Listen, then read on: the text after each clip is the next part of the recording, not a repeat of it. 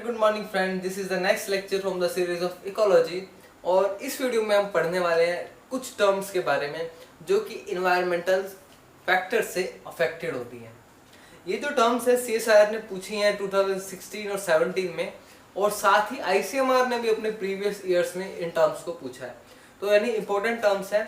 तो ये जो टर्म्स है हमारी इकोटाइप, इकोस्पीसीज, इकोलाइन, इकोफीन और इकेड्स, इन टर्म्स को एक एग्जांपल से समझने की कोशिश करते हैं। आप यहाँ से, इंडिया से आप साउथ अफ्रीका की तरफ जाते हैं। अगर आपको एक मंथ के लिए रहना है तो क्या चेंजेस होंगे आपकी बॉडी में? आपका स्किन डार्क हो जाएगी मेलानिन पिगमेंट की सिक्रीशन की वजह से, क्योंकि टेम्परेचर ज़्यादा है। अगर आप एक महीने के लिए जाते हैं तो आपकी स्किन वहाँ पर डार्क होगी। आप वापस इंडिया में आते हैं, टेम्परेचर कम है, इन्वायरमेंटल फैक्टर्स अलग है, तो क्या होगा, आप फिर से वहीं जो आपका पहले स्किन कलर था आप वो गेन कर लेंगे। लेकिन अब ये तो एक महीने की बात हुई कि आप वापस आ गए तो आपको सब गेन हो गया, इतना चेंज नहीं हुआ। लेकिन जब आप कहीं ऐसी जगह पर जाते हैं जहाँ पर इन्वायरमेंटल फैक्टर्स बहुत ही अलग हैं, तो और आपको एक लंबे टाइम तक वहाँ रहना है, तो क्या चेंजेस होंगे?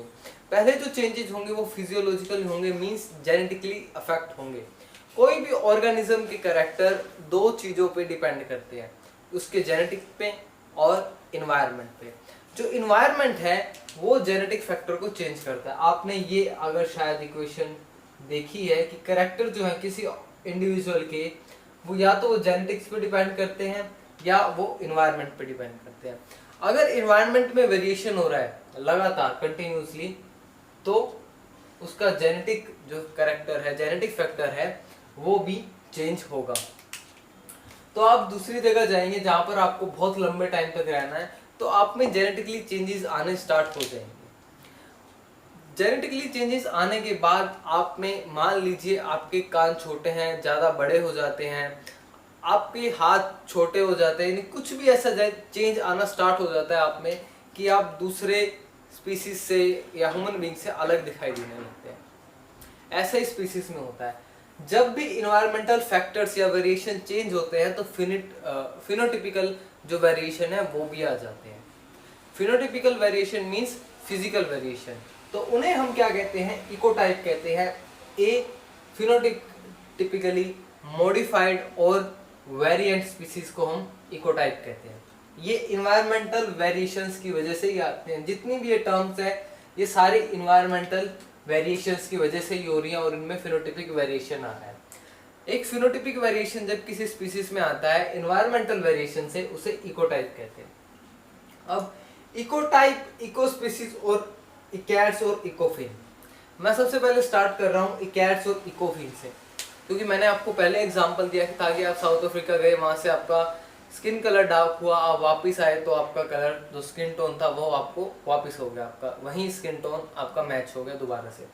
तो इसमें क्या है, ये रिवर्सिबल है, मींस आप वापस आए तो आपका स्किन टोन सेम हो गया जो पहले था। जेनेटिकली सेम है, जो दूसरे ऑर्गेनिजम्स हैं या दूसरे ह्यूमन बीइंग्स या दूसरी स्पीसीज थी वो जेनेटिकली सेम है। आपके भी जेनेटिक में कोई चेंज नहीं हुआ, एक महीने के अंदर आप वापस आ गए जब, तो फिनोटिपिकली डिफरेंट हो गए आप। मींस आपका जो स्किन कलर है या कोई ऑर्गन है वो मॉडिफाइड हो गया, तो फिनोटिपिकली डिफरेंट हो गए। इसमें कोई फर्क नहीं पड़ा आपको, सिर्फ आपका स्किन टोन जो भी चेंजेस आए थे वो सारे रिवर्सिबल थे। आप वापस से अपने एरिया में आए तो आपके वो सारे चेंजेस जो हुए थे वो रिवर्सिबल हो गए। इसे इकैड्स कहा जाता है और इकोफिन कहा जाता है। मेनली ये प्लांट्स में देखने को मिलता है। कुछ प्लांट्स होते हैं जो एक जगह थे, लेकिन उनको जब दूसरी जगह में उगाया गया, प्रोड्यूस किया गया, तो क्या हुआ, उनमें चेंजेस आना स्टार्ट हो गए। लीफ के साइज में चेंज आ सकता है, लीफ के कलर में चेंज आ सकता है, स्टेम बड़ी हो सकती है, छोटी हो सकती है। तो ये सारे चेंजेस इन्वायरमेंटल वेरिएशंस की वजह से आए। अब जो इकैड्स हैं, आप साउथ अफ्रीका गए थे, आप वापस इंडिया में आ गए, आपके जो चेंज हुए थे वो रिवर्सिबल हो गए। लेकिन आप एक महीने बाद इंग्लैंड चले गए तो आपका स्किन टोन क्या होगा, फेयर हो जाएगा। तो वो चेंजेस फिर से रिवर्सिबल हो जाएंगे। जब आप वापस इंडिया आएंगे तो आपकी स्किन टोन जो इंग्लैंड जाके इंक्रीज हुई थी वो इंडिया में आके आपके पहले जैसी हो जाएगी। तो जैसे ही इन्वायरमेंटल में वेरिएशंस हो रही हैं, आपकी फिनोटिपिक वेरिएशन हो रही हैं, लेकिन ये रिवर्सिबल है, जेनेटिकल है, सेम है। ये तो एक नॉर्मल एग्जांपल से आपने समझ लिया। अब बात करते हैं इकोलाइन की। इकोलाइन, इको स्पीसीज और इकोटाइप। इकोलाइन क्या होता है? जब आप में कंटिन्यूस वेरिएशन चलता आ रहा है किसी स्पीसीज में और आप उसको किसी भी इकोटाइप में या किसी और फिनोटिपिकल डिफरेंट स्पीसीज की कैटेगरी में रख नहीं पा रहे हैं, अभी उसमें वेरिएशन होता ही जा रहा है, होता ही जा रहा है, आप स्पीसीज में किसी में रख नहीं पाए हैं, उसे क्लासीफाई नहीं कर पाए हैं, तो उसे इकोलाइन कहते हैं। कंटिन्यूस वेरिएशन गोइंग होता है और किसी भी इकोटाइप में उसको हम प्लेस नहीं करते हैं, तो उसे इकोलाइन कहते हैं। लाइन से आप ध्यान रख सकते हैं, इकोटाइप और इको स्पीसीज के बीच में एक जो लाइन है ये वहां पर प्रेजेंट है, तो ये इकोलाइन है, इन्हें कहीं भी प्लेस नहीं किया जा सकता क्योंकि इनमें भी कंटिन्यूस वेरिएशन हो रहा है एनवायरमेंटल वेरिएशन की वजह से। जो मेन दो पॉइंट है हमारे इको स्पीसीज और इकोटाइप। इको स्पीसीज भी इरिवर्सिबल है, सॉरी इकोटाइप भी इरिवर्सिबल है और इको स्पीसीज भी इरिवर्सिबल है। दोनों में ही जेनेटिकली फिक्स्ड हो जाते हैं। इनमें लंबे टाइम के लिए जो ऑर्गेनिज्म है वो किसी और इन्वायरमेंटल वेरिएशन में, किसी और कंडीशंस में रहते हैं, तो इसमें इरिवर्सिबल है, ये भी इरिवर्सिबल है, जेनेटिकली फिक्स्ड हो जाते हैं, ये भी जेनेटिकली फिक्स्ड हो जाते हैं। जो मेन डिफरेंस आता है वो डिफरेंस आता है आपका एबल टू फर्टाइल और नॉट। ये जो स्पीसीज है इकोटाइप है, एक डिफरेंटली एबल स्पीसीज बनी है। ये क्या करते हैं? ये आपस में फर्टाइल है और फर्टाइल है और साथ में प्रोड्यूस क्या करते हैं? एक वायबल ऑफस्प्रिंग प्रोड्यूस करते हैं या फिर फर्टाइल ऑफस्प्रिंग प्रोड्यूस करते हैं जब ये मैट करते हैं। तो ये डिफरेंटली फिनोटिपिक वेरिएंट जो स्पीसीज थे, इकोटाइप थे, जब ये फर्टिलाइजेशन करते हैं तो इसमें से एक फर्टाइल ऑफस्प्रिंग प्रोड्यूस होता है, एक वायबल ऑफस्प्रिंग प्रोड्यूस होता है। लेकिन इसमें क्या होता है, जब ये टू डिफरेंट टाइप के इकोटाइप हैं, इसमें ये ब्लैक वाली से आप अंदाजा लगा सकते हैं कि कोई दूसरी स्पीसीज है जो फिनोटिपिकल वेरिएंट है और ये दूसरी है। लेकिन जब ये मेट करते हैं, जब दो इकोटाइप मेट करते हैं, वन और टू मोर इकोटाइप, ये या ये करें तब भी हो सकता है, अगर हम दो लें तब भी हम देख सकते हैं इस एग्जाम्पल को।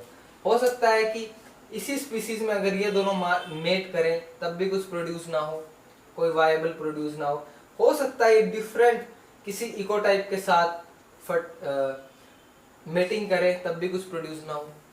तो रीजन बहुत सारे हैं, या तो वो क्रॉस नहीं कर रहा या वो मेट नहीं कर पा रहा। तो इसमें क्या होता है, हमें एक इनफर्टाइल जो है हमें ऑफस्प्रिंग मिलता है या नॉन वायबल मिलता है। अगर वो मेटिंग कर भी लेते हैं तो हमें नॉन वायबल मिलेगा ऑफस्प्रिंग। मेनली केसेस में क्या होता है, ये क्रॉस कर ही नहीं पाते हैं, मेट बना ही नहीं पाते हैं। तो मेन डिफरेंस है इको स्पीसीज और इकोटाइप में वो यही है कि ये फर्टाइल होते हैं, अपनी जैसे दूसरे फिनोटिपिक वेरिएंट के साथ अगर मेट करते हैं तो एक नए फर्टाइल ऑफस्प्रिंग को जन्म दे सकते हैं।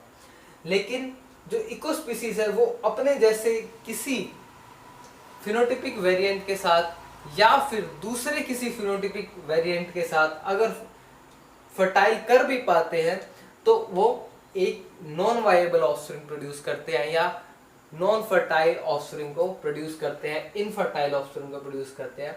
लेकिन मेनली क्या होता है, ये फर्टाइल मेट ही नहीं कर पाते, इनमें इतना जेनेटिकल चेंजेस हो जाता है एनवायरनमेंट की वजह से, तो क्योंकि ये मेट ही नहीं कर पाते हैं, इसे इको स्पीसीज कहते हैं। और इन दोनों के बीच में जब हम डिफ्रेंशिएट नहीं कर पाते, जिसमें कंटिन्यूस वेरिएशन अभी होता ही जा रहा है, तो उसे हम इकोलाइन कहते हैं। जो इकैट्स और इकोफिन है वो आपका रिवर्सिबल है, मीन्स जो चेंज हुए थे वो वापस आ जाएगा। तो ये 4 आपकी टर्म थी, CSR ने पहले पूछा है, आपको ध्यान रखना चाहिए, CSR दोबारा भी पूछ सकता है 2 मार्क्स में किसी और तरीके से। So it is all about the 4 terms. Thank you so much, have a good day.